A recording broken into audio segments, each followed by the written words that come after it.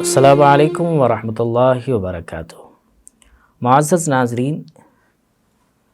بہت سارے لوگ یہ سوال کرتے ہیں کہ نماز سری اور جہری کیا ہوتی ہے؟ تو اس سلسلے میں علماء نے یہ بات لکھی ہے کہ جیسے فجر کی نماز ہے، مغرب کی نماز ہے، عشاء کی نماز ہے، جمعہ اور عیدین کی نماز ہے، وتر کی نماز ہے، اور ایسے ہی تراویح کی نماز ہے۔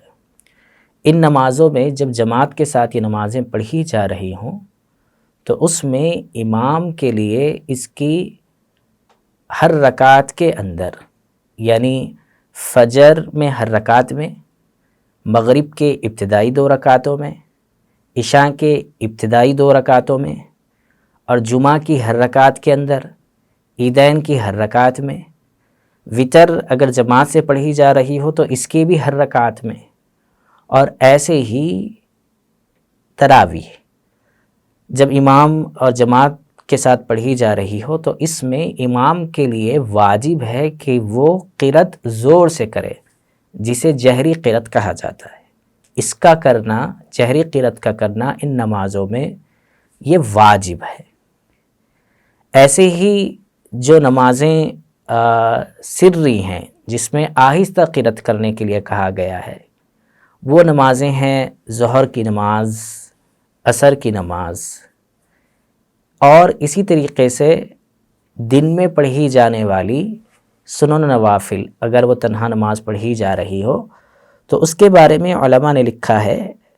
اور عشاء کی آخری 2 رکعتوں کے اندر،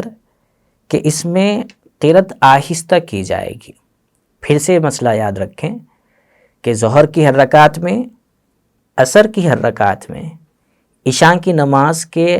آخر 2 رکعتوں میں، مغرب کی اخیر والی رکعت میں،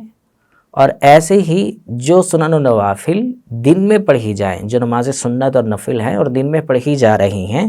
جماعت کے بغیر،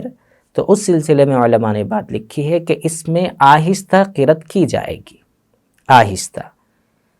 تو یہ بات یاد رکھنے کی ہے کہ کن نمازوں میں جہری قرأت کرنا واجب ہے امام کے لیے، اور کن نمازوں میں آہستہ قرأت کرنا واجب ہے امام صاحب کے لیے۔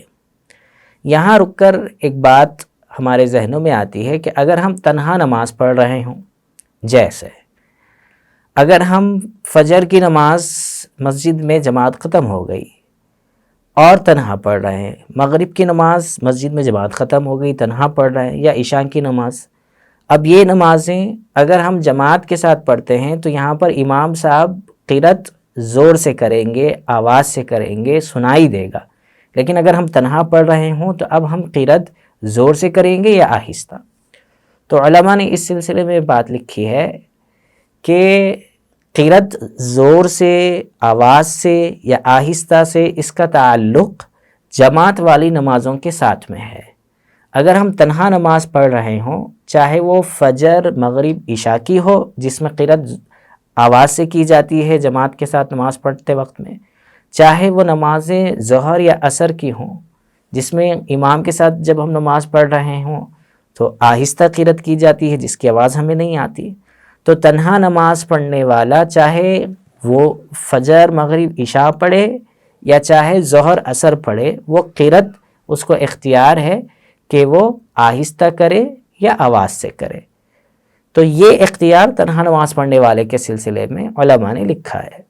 تو ہم نے اس مسئلے میں 3 باتیں آپ کے سامنے پیش کی۔ ایک یہ کہ وہ کون سی نمازیں ہیں جن میں امام صاحب کے لیے قرأت زور سے اور آواز سے کرنا ضروری ہے، واجب ہے، اور وہ کون سی نمازیں ہیں جس میں امام صاحب کے لیے آہستہ قرأت کرنا واجب ہے، اور وہ کون سی یہی نمازیں اگر تنہا نماز پڑھ رہا ہو کوئی شخص تو وہ قرأت زور سے یعنی آواز سے کرے یا آہستہ کرے۔ یہ 3 مسئلے آپ کے سامنے ذکر کیے گئے۔ ہم یہ مسائل دیکھ سکتے ہیں فتاوی تاتار خانیہ والیوم نمبر 1 پیج نمبر 510 پر، اور اسی طریقے سے مسائل دیکھ سکتے ہیں فتاوی شامی والیوم نمبر 2 پیج نمبر 163 پر۔